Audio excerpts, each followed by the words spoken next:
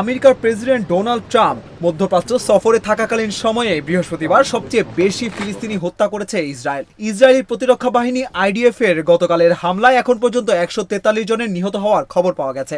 এ নিয়ে যুদ্ধে মৃতের সংখ্যা 53,000 ছাড়ালো।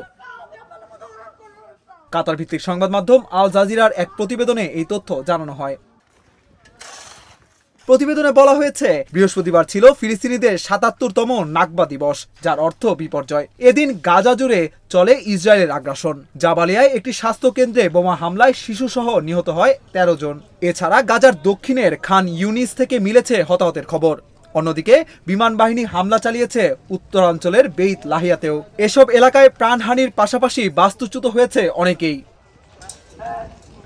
প্রতিবেদনে বলা হয়, আইডিএফ এর অভিযানে অচল হয়ে গেছে গাজার ইউরোপিয়ান হাসপাতাল।